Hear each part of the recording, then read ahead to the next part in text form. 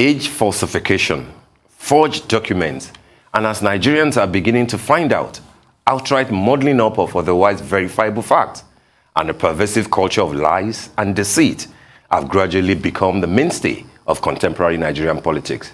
The past few weeks have seen the resurrection of the albatross called Tinubu's academic qualification, the name reference being that of Asiwaju Bola Ahmed Tinubu, the presidential standard bearer of the All Progressives Congress, Nigeria's ruling political party. The social media are awash with it. A sizable segment of mainstream media are chewing on it. Political analysts are having a go at it. In the streets, Nigerians are talking about it. The man has told the Electoral Management Body, INEC, what he felt was needed about his inability to present evidence of primary and secondary school education. And barring anything short of a systematic reconfiguration of Nigeria's electoral statutes, the former governor of Lagos State will stand for that contest for the highest political office in the land in February 2023. Adeniyi Kunni is a journalist, widely traveled researcher and scholar, and a public affairs analyst. He joins us now to have a conversation around this matter and some other germane issues forging the path to next year's elections. Good morning, Mr. Kunni. Thank you very much for having me. And always good to have you. It's been a while, but good to have you. Yes, we're here and we hope everything works smoothly today. Thank you very much. Yes, thank you. I mean, this is said to be an election that will be like none other. Yes. There is adequate time to prepare. Campaigns are not even starting until about, September, going to October. Yeah. So people had time to prepare.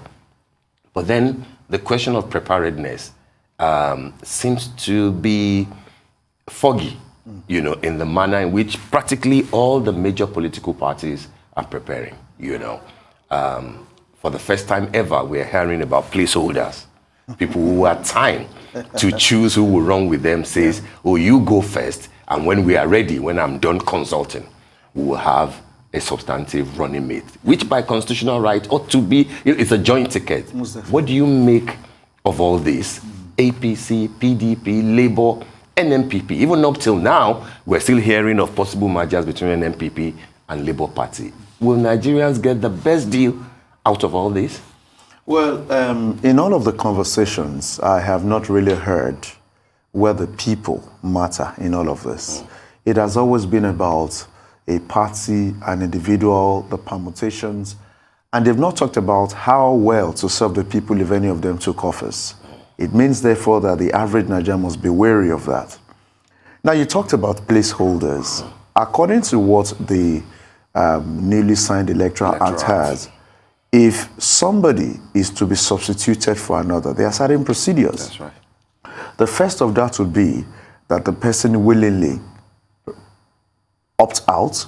Yeah. The second is there has to be an affidavit to that effect, indicating that this person said he or she doesn't want to continue as a running mate to a party. But if you check the antecedents and everything that we've had so far, I think that it is simply because Nigeria itself is divided strongly across ethnic lines, across religious lines. And you see, every constituted geography has its own peculiarities. If we look at the former Yugoslavia, we have ethnic Albanians, we have Muslims, we have a lot of ethnicities around those areas. And if you look at it, the dominant tribe, most definitely, let me use that word, appears to be doing away with a lot of minor ethnic over there. And until the world realizes that we cannot have a dominant people that oppress the other, they went to war, Europe mediated. That is why you have today a Croatia that is not up to 5 million population, right. A Kosovo that is not up to that, a Macedonia, a North Macedonia. So it simply means that there is something across the world that has to do with proper homogeneity of societies to function. But let me look at another very civilized society, and that is Switzerland. Switzerland had 5 major ethnics, as it is. You have the dominant people, which of course are the Germans. Then after that, you have the Italians, you have the French, up until some minority ethnic. And there is a rotational system of leadership where if, for instance, the Germans are in power this term, the Italians take over, the French take over, and many other. So I'm saying very carefully here that the reason Nigeria continues to actually go through this murky water is because it seems that we are a people that understand the divides and we're not being able to actually form needed coagulation to make us go forward. So, you know, I am a patriot. I want this country to be together. But the reality that stares us on the face is actually contrary to the things we see. Okay, for instance, the constitution that we have now, which of course is questionable. I keep saying it anytime I have the opportunity, that this constitution was not a constitution put together by everybody for everybody. Some people, and besides, I tell people who have forgotten that the military cannot put a constitution together for a democratic dispensation. That is anomaly in the first instance. So that questions the authority and sovereignty of that constitution. And maybe that is why we've had blatant disregard for that constitution by those that are in authority. Part of what that constitution stipulates, if you check section 1, 2, 3, actually shows clearly that, for instance, the president cannot exercise anything called nepotism. If I were to look at the constitution and what the president has done, it is in contravention of that constitution. Section 10 talks about the fact that no state or the federal government shall have a state religion. When the likes of Zamfara opted for Sharia, Sharia is a religious style of leadership. It contradicts section 10 of the constitution. If you go to section 38 that talks about religious freedom, some other people are violating the rights of people that are not of a religion. So you find that people don't even understand or have regard for that constitution. So we move away from there and come to the domain of the choice of the vice president. Even before we arrive at that which has to do with the candidates of the major party, the country was almost on fire because people, for certain reasons or the other, are not able to tidy up the organs table. And when it's time to seek power, you begin to see all forms of unholy practices, improper practices, uncivilized practices. Now we have had people that are the candidates of the party. Don't forget that INEC actually extended the date for the primaries. And that has to do with, I think, the 27th or the 28th of the month that has passed. That's right. And I started telling people that if INEC could extend, giving room for people to tidy up whatever it is they have to tidy up, why is it that from time that these parties know that they will vie in the forthcoming elections, they didn't do their homework well? And it tells you very strongly that people are thinking about themselves. Okay, let me begin with none other than the ruling party, because that is a proper place to start. The ruling party decided that, according to what we have in the news long before now, that the power that is to come in 2023 should come to the South. And because people cannot even have simplest regard for their rule books, they said it doesn't exist anywhere. Whereas some other people have referred to certain parts of the document that says there has to be equity, fairness, and justice. Eventually, there was a decision, and somebody from the South emerged as the candidate. Now, when they started talking about the VP, we learned that the North Central and the Northeast also have been disadvantaged in the 23-year configuration of the Fourth Republic. That's right. Again, it becomes a problem. In fact, the news we had was that a leading person from the North Central was suggested, the person was thrown away. Another person who perhaps will not be going to the Senate again as the president because the person didn't participate in the primary, the person, Ahmed Lawan, was suggested, he was thrown away.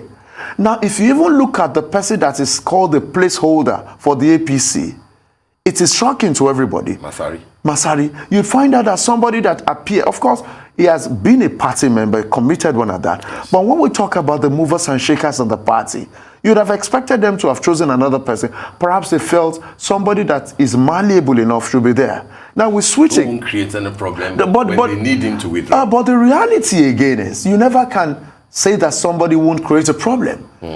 It is everybody's dream to hold a lofty position within the country called the most populous black nation in the world. Anything that we do in this country resonates across the world, more or less like saying that if the US sneezes, the world catches cold. If Nigeria sneezes, the black race catches cold. And that's a fact of the matter. So what happens? The PDP also comes with its own.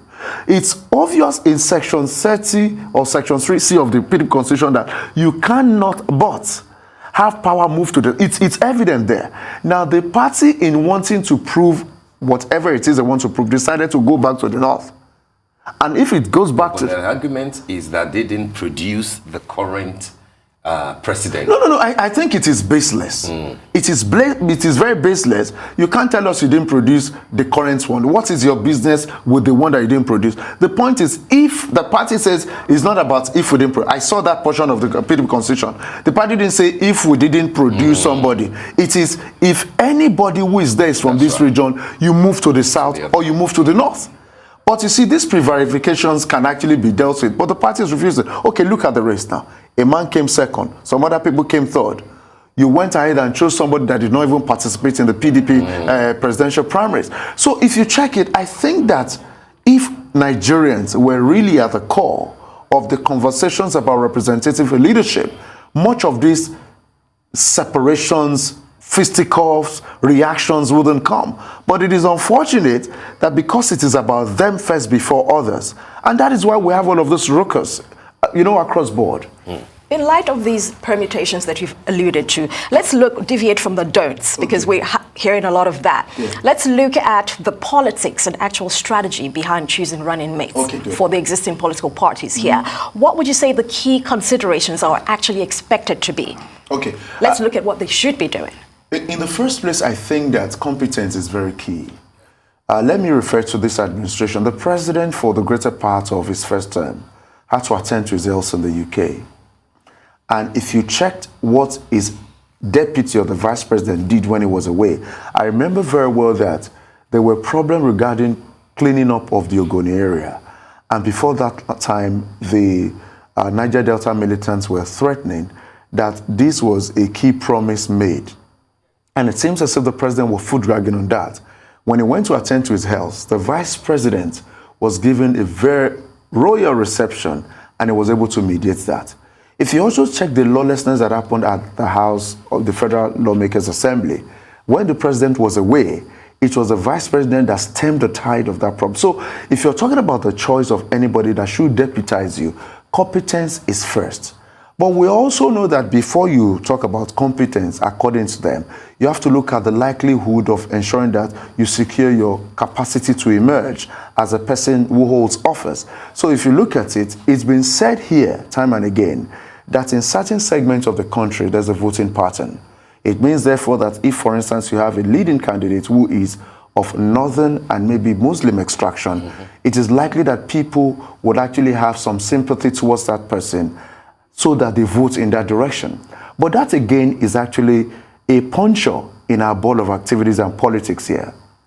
Nigeria's knowledge quotient should have actually come to the point where you look at somebody's capacity regardless of that religious consciousness, even if you're going to be dealing with ethnic issue later. But you see, it's a challenge for the average person to understand that if somebody doesn't lead you well, Muslim, Christian, traditional religious worshiper, anybody who is in poverty regardless of religion. So we have to help our knowledge level, especially people who are illiterate here, to get to a level where people are able to look at somebody's religion and knock it off. And let me tell you this. In 2000 or 2001, when Yobe State adopted the Sharia law, the questions that were asked was, in Yobe State you have Christians. How do you practice Sharia in a state that has Christians? And the governor said, well, the Sharia being practiced here is only for Muslims. And I wonder what ridiculous response is that. Now, when somebody is in that direction, it simply means that that person is not considerate of those in that particular area that are not of their religion. And you know that kind of teaching. I have lived on the north before. I have listened to the kind of information that goes out during electioneering. You see people go out with megaphones and say, you cannot vote for somebody of another religion. I can call the state, but I don't think I need to do that. I have lived in the north, and I can tell you this for a fact. So it means that people have not been able to understand the importance of political neutrality, because political association or affiliation wouldn't solve your problem. So competence is first. So when we talk about the choice of someone who is a vice presidential candidate of anybody, it has to be competence first. And at the same time, if you look at what is playing out, maybe, for instance, in the PDP as a point of reference, Okowa, is he competent? Yes. But what has he done for his people? Most of the Deltans that I've spoken to said he has not measured up. What about the Wiki? Is he competent enough? Maybe I have my doubts. Does he have the weight and that particular ability as a bulwark in an election? I think yes. So you have to look at the strength of everybody, but ultimately competence should be a deciding factor in moving ahead. If you look at the APC, for instance, and you look at this administration, I think that if we're talking about acceptability, Nigerians have been able to even cut the vice president a little slack than the president himself. So you have to also look at somebody that help you launder your dirty clothes when the time comes, because no man is an island. So these things are very critical. What about other issues like ethno-religious sensibilities? Because that has come to the forefront. Well, that is the level we're in at the moment, because you don't forget that when we talk about things like this, you have to look at a realistic situation and an ideal situation. An ideal would expect democracy to function. An ideal would expect Nigeria to operate properly as a federated system. An ideal will ensure that, according to the Constitution, that provides that every child in this country should have primary education free and university education. Yes, of course, it's in the Constitution. The ideal is that government lives up to that. But the reality is government doesn't even understand its terms of reference. Ethno-religious bias is very strong in this country. And because the leaders of this country do not even understand the importance of operating a properly federated system, then the problems will go on. The APC had a committee set up to actually do what is called giving definition to the word restructure. That happens to be part of their manifesto, in 2014. The committee sat, and I think August of 2018, as led by the governor of Kaduna, El-Rufai, a report had been brought forth. But the report has been gathering dust. Why is it that we've not had a full implementation of the things that your committee set up gave definitions to? So when we talk about ethno-religious bias, it will continue to play out because this country is not allowed to function as a properly federated system. Oftentimes, political theorists have talked about going back to the 1963 Constitution that allows the various, segments of the country to pay royalty to the federal government. You have a constitution that allows the federal government to take 51% plus of the revenue that comes into the nation's purse every month. That is not a properly federated system. You cannot have the regions not talk about ethnic bias, not talk about religious bias. If these things play out, you have an administration that has had more people from the north in the administration than the south. That is also questioned. So I think that those sentiments of ethnicity, of religion will continue to play a role because we've not seen oftentimes equity. And it is not peculiar to the Buhari administration. The Fourth Republic actually has a lot of problems. If it is not ethnic, it is religious. If it is not religious, it is incompetence. And these things continue to affect. You cannot see somebody with competence and choose a lesser person, and the deliverables would definitely show that he didn't do the right thing. So going into the 2023 election, for a fact, that is going to play a major role. Don't forget at the same time that Bola Tinubu and many other persons have been talking about a Muslim ticket. That is also another conversation. And we know that the last time we had a Muslim ticket, the election was not only cancelled, the leading candidate got killed. And so we're talking about deja vu here. So when people refer to it that it has happened before, did it succeed? The last time we had Muslim ticket, I say again, for people who are students of political history, the election was cancelled, 1, and the leading candidate got killed, 2. So for anybody thinking of a Muslim ticket, it doesn't all go well according to documented history. So I think when we refer to that, they really have to step on their brakes to understand you can't take this country for a ride. Nigerians are clamoring for better leadership. That you cannot rub it in their faces that they cannot do that. And let me also tell you. But just to cut you, don't think that those two sad occurrences that you just referred to happen not because of the Muslim ticket, but because the military simply didn't want the election to stand? No, I really do not understand how we pitch that. It's an event in history. Yes. It's a negative event. For whatever it is the military did, it's also something that had happened before. That the last time the country had a Muslim ticket, regardless of what the Babangidas of this world told us. Because many of us should understand that for our children to not see us as those that destroy this country for them, we have to say it as it is. The last time it happened in Nigeria's history, it did not all go well. So we have to refer to regardless of who was there. It happened in Nigeria. It happened when we're supposed to sire a political dispensation to life. We cannot erase that from what we're talking about here. And I think that it is important for us to understand that you have to be sensitive to the clamor of the people of the land. You can't disregard them as we see things happen. In Yoruba where of course I come from, the Yoruba ethnic, as it were, they said if you don't take a slice of yam because you love yam, you perhaps could eat the slice of yam because you prefer the oil on the yam. It means that the pro quid pro conversation at times comes in politics. At times people say it doesn't have to comment, but at times you need to rub somebody's back, albeit rightly or for the right reason. Yeah, but you also cannot ignore the excuse that they've got an election to win. And that once a Muslim southerner, like we had in 1993, becomes the flag bearer of a major political party, it is unlikely for such a major political party to have a Christian northerner, because they simply think that a Christian running mate from the north will be able to galvanize sufficient votes. It is the wickedness that has been existing in this country and the wrong acculturation of people who participate in election. I have heard certain religious scholars from the north teach in public places that certain people cannot ever be allowed to hold power. A Christian northerner and people from the southeastern part of the country. What kind of dangerous acculturation is that? We're supposed to be Nigerians first. Nobody came into this world with any religion. How do you acculturate a people not to accept those of your kind from that part of the country? I think it is a height of wickedness. It is a height of very wrong sociocultural education and sensitization, and it is dangerous for the sustenance of democracy. How could people say that the people from your country or from your region that are of another religion? Let me tell you this. According to the Noble Quran, there are 25 prophets who are in the Christian Bible that can be found in the Noble Quran. 25.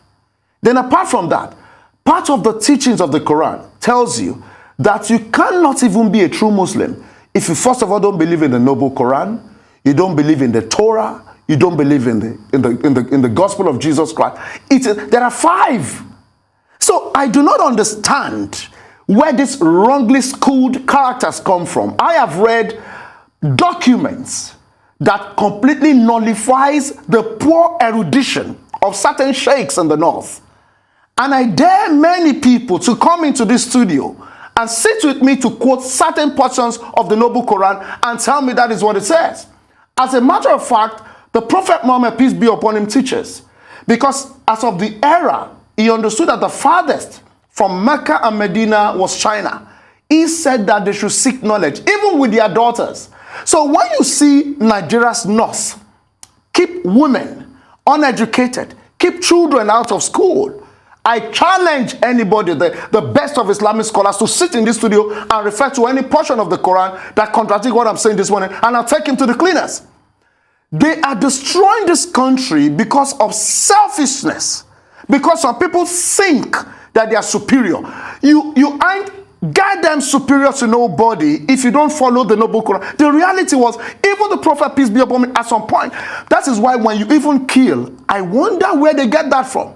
But let me come in there very quickly, please. Mr. Kunni. Yes, in that same line of thinking, you mentioned something earlier, which is a very cogent point. You said we're supposed to be Nigerians first. Yes. Now, a few people will go on that same line of thinking and say competence first, regardless of your ethnic, your ethnicity, your religion. So let's look at a competent flag bearer, a competent vice president. Let's not have any considerations about Christian Muslim. Fine. What do you say to that? Competence goes with what they call winnability. Yes, and also Nigerian force too. Like, let's go, okay, Nigerians use competence. Let's just look at the space now. And I'm going to refer to certain things. When Babatunde Raji Fashola was governor of Lagos, his work spoke for him from the Sahel to the savannah of this country.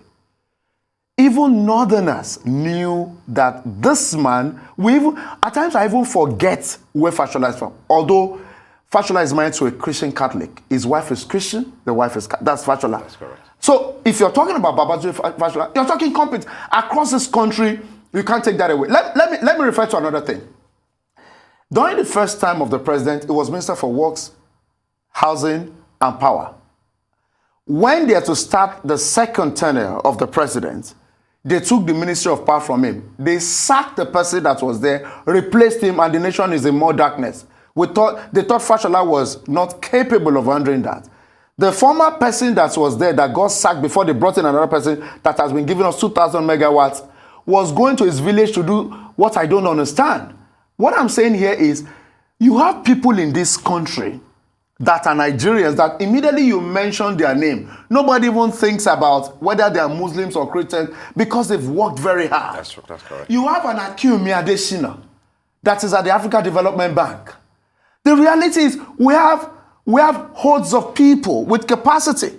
We have an Okonjo Iweala that is gone to the World Bank. We have men and women making their marks across the world that you could just think about and just call, and at the snap of the fingers, when the terms are settled, they come to the best for the country. So competence is not scarce in Nigeria, but politicians do not quite understand that such things must work for them because of the seeds they've planted in the minds of people. Why can't a competent Nigerian win an election unless the person is either Muslim, Christian, or from the north or from the south? All right, let's take religion away from the discourse. Yes. You earlier on you zeroed down on the ruling party. Yes, please.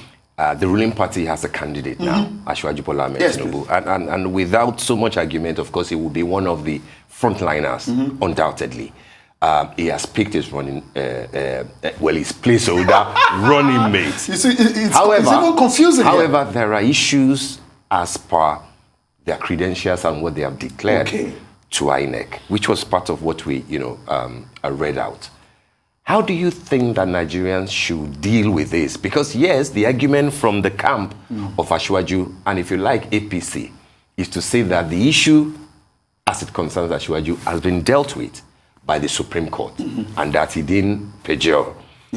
And that in any case, nobody should be fixated on primary and secondary school when he has declared that, he's a graduate of the Chicago State University.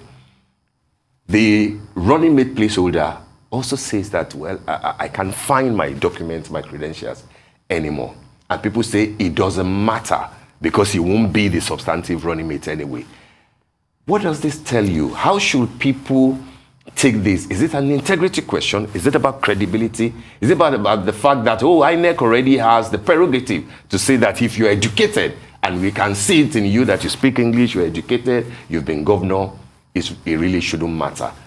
What is the deal for the Nigerian in choosing and assessing the person who seeks to be number one citizen? Section 131 talks about how such a person comes up. First, 35 years of age. Yes. Second, you need to be sponsored by a political party that you belong to. Thirdly, you should have been educated up to secondary school.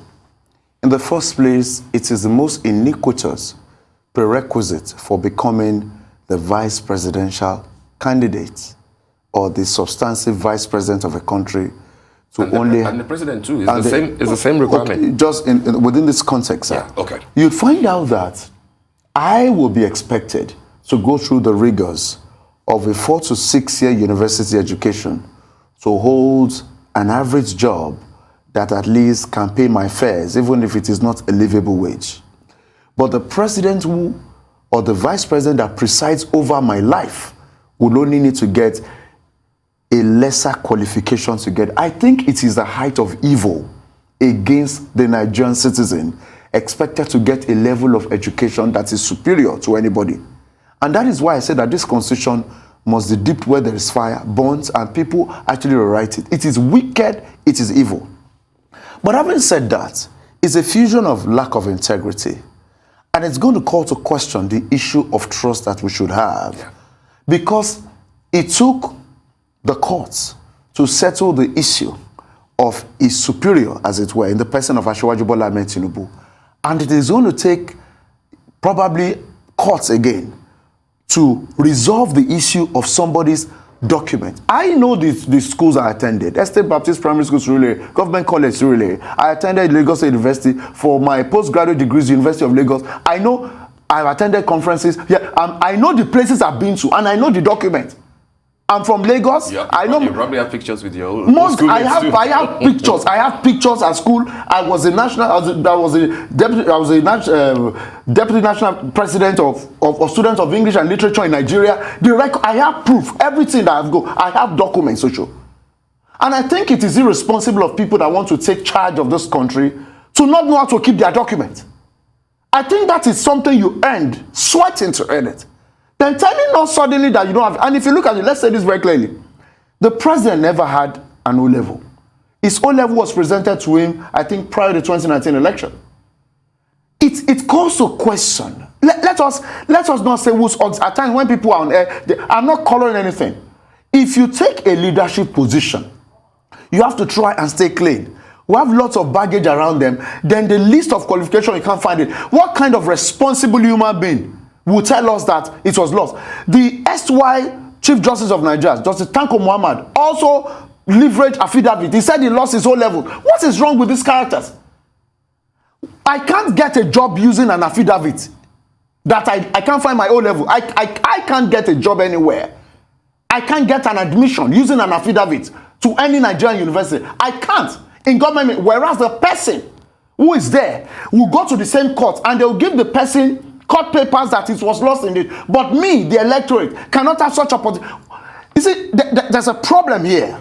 And it is dangerous for the functionality of Nigeria, where the person who is number one, as a father, if I told my children, you have to try as much as possible to eat healthy, and I come home with every night 10 bottles of alcoholic beverages, I smoke in my living room, I tell them to live healthy, but I'm doing quite the opposite. I want to make them fatherless early. It's the same thing. You can't be telling Nigerians that you have to get this to be employed in government office, but the person who is telling you that has a lesser qualification. What kind of iniquitous process? So you see a double standard here, in fact, beyond a double standard. It is quadruple standard here. It is quadruple, and it is dangerous. You see, the reason we have such disaffections across the country is because people make a fool of the citizens. You can't tell me that for me to get employed in a government ministry, department, and agency, and to earn maybe 70 or 80,000 naira, I need to go to university. Here's a question. Yes, please. Here's a question. So let's look at the topic of competence again as a keyword. Right. You have the camp that says, hey, look, these guys are competent. Well, these guys in quotes, yes, because they've done it before. You've seen a track record. What does a paper qualification have to do in relation to competence? And then you look at, you have somebody who's got all the education in the world, has gone to all the Ivy Leagues in the world, but they don't have the governance experience. They do not have the so-called competence. What would you take? In the first place, consistency leaves you with a lot of experience.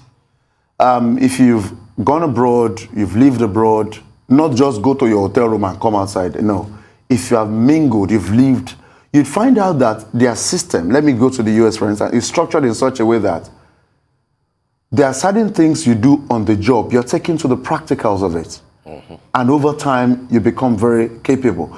But you get to a stage, they tell you that you need to get certain certifications. That's right. Although you are competent, they need you to operate at a standard. Yeah. You could be a multi-billionaire here. You cannot tell the story of what it means to be a core member without experiencing it, because there are certain levels of exposure you get mixing with people from different parts of the country at that level.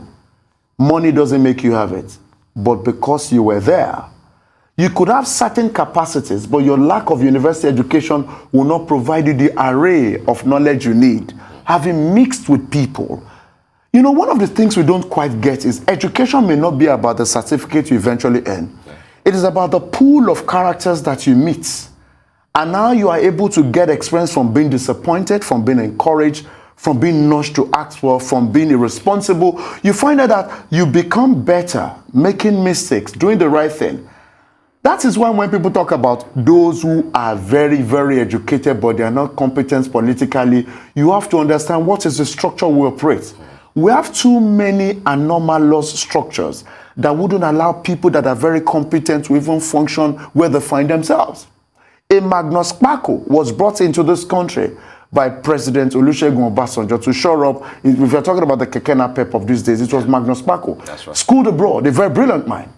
But he eventually had to be the one leading certain innovation regarding that keke napep initiative. It probably would have functioned differently if that's not the level of operation that he has. What I'm saying in essence is this.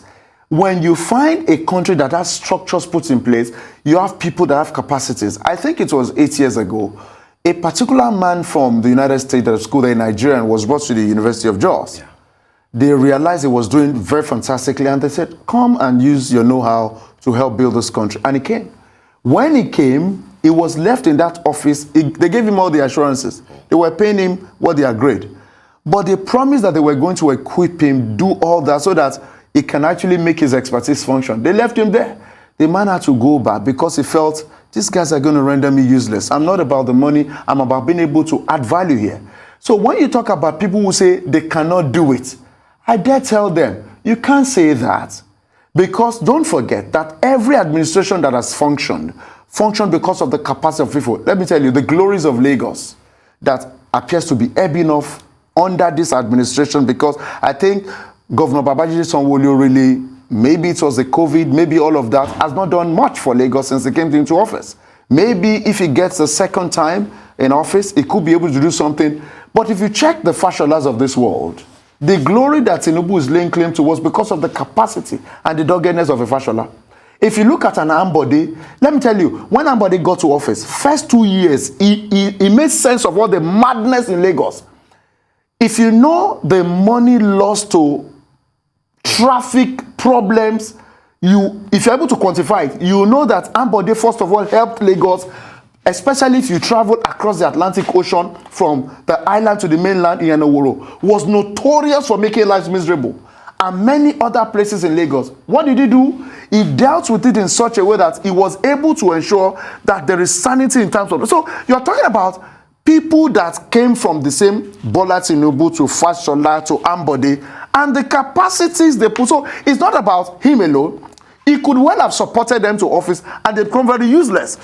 More or less like sending your child to school and the child decides to join bad gang and make a mess of his or her life. So when you give people power and they are able to interpret your vision and ensure there's functionality of systems, then you have to understand that it is not just about you, the politician, it's about the people themselves that you put in office. So it doesn't hold water to say that the people that are educated but they can't function. Not at all. What systems have we created to allow them function is the first thing. University professors, some of them will go for postdoctoral fellowship. Their monthly stipend, 17 to 18,000 US dollars. But a federal university professor here doesn't even end up to 650,000 in a month. Such ridiculous amounts. How do we weaponize poverty? Because the politicians want to keep them under, and you are now saying that they don't know what to do. They should cut that off. It doesn't work here. Well, at least the professors are now the ones determining, who, how the elections are run, because they're the ones being engaged. Oh, excuse me, you know what, sir?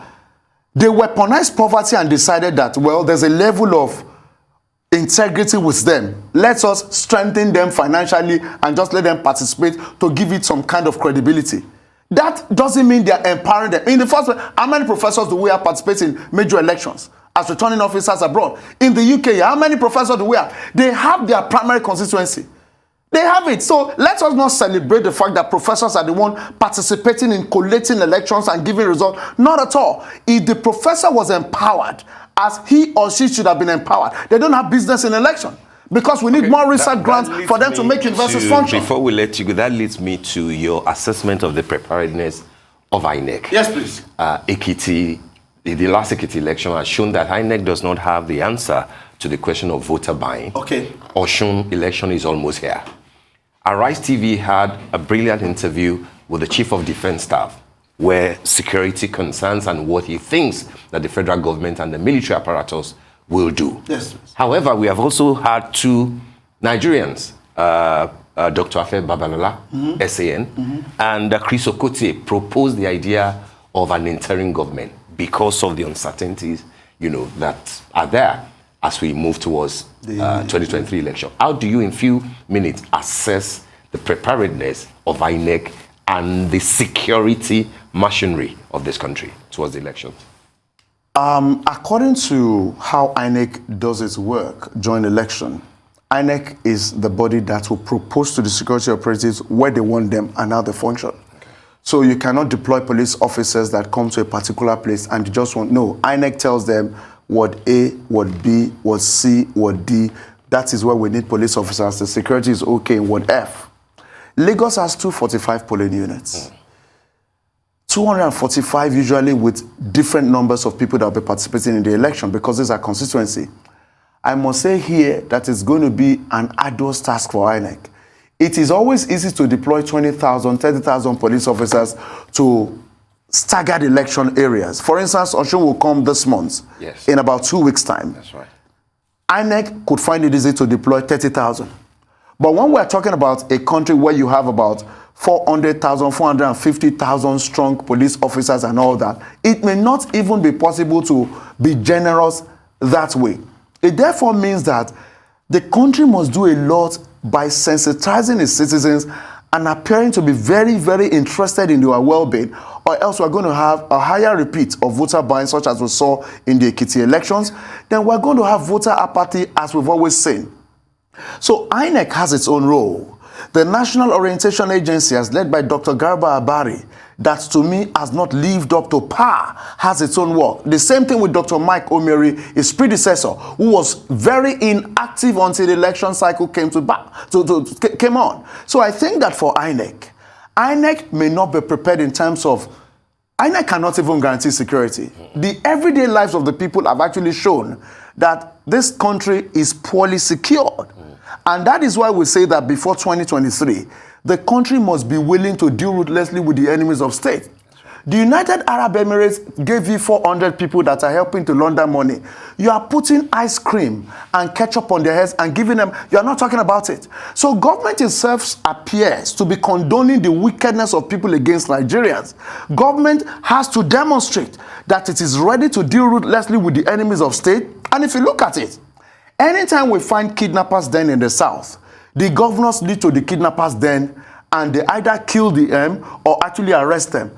But in the north, when they find out that bandits are somewhere, they say, we are hearing them, we know them. Nobody goes there. Only Gumi goes there and have conversations. So you find out that some people are not even ready to deal with the insecurity of the country. So in terms of interim government, I don't think we have to allow the cycle to be broken or suspended. It's going to affect a lot of things. And in the typical nature of Nigerians, immediately a cycle is suspended, another narrative comes in and it's going to affect the progression. So Nigeria must do everything it has to do, especially this President Muhammadu Buhari, to secure lives and property. One, the citizens themselves must ensure that they are civilized enough. If you look at it, we have had sheikhs up north who will say that they have to kill people for certain things and nobody arrests them. You can't talk like that in a secular country and be allowed to work free. So every institution of government must do its best. INEC's primary business is I give you ballot papers, I collect results after voting. National Orientation Agency, you people should be orderly, be civilized. The security operatives, protection of lives and property, electoral officers, secure the integrity of the vote. So there has to be a proper order and functionality of the respective agencies of government to have a sane election in 2023, and ultimately will not come here crying anymore. Mr. Kunni, we have like a very few minutes left. So you talked about apathy earlier. Yes, please. Let's talk about that very, very briefly in terms of political awareness amongst the youth, which constitutes like a very large chunk of the entire electorate. What is the real picture here, and what will it take to mobilize this youth away from apathy? Very briefly. The dividends of democracy has not been given to people. We keep making promises to people when they come to vote, but you don't give them the deliverables. It means, therefore, that you are allowing that particular trust they have in you to actually be eroded. And once it is eroded, they don't believe in the process. So I think that people should try and draw from the wellspring of hope once again and see that this country can function if they dare believe. But at the same time, those who hold offices must show that they are interested in the well-being of the people. If between now and 2023, the president of the country can get universities back, the president of the country can send all the 400 Boko Haram sponsors to jail by giving them life sentences, the president can deal ruthlessly with people that are not allowing the country to function, I can tell you the response of the people in 2023 will show that they really believe that something can happen. But if this system continues where we have killings week in, week out, we may have lesser numbers at the polls in 2023. All right, Mr. Adeniyi Kunni, we want to thank you for your time with us this morning. Thank you. Your views are quite Thanks strong, very much. but then there are your opinions. So There are more opinions, most definitely. There are more opinions. I want this country to remain undivided as one, but we have to do it right. Right, God bless right. Nigeria. Thank you. All right, we want to thank you for very having much, Mr. Adeniyi Kunni, for joining us this morning.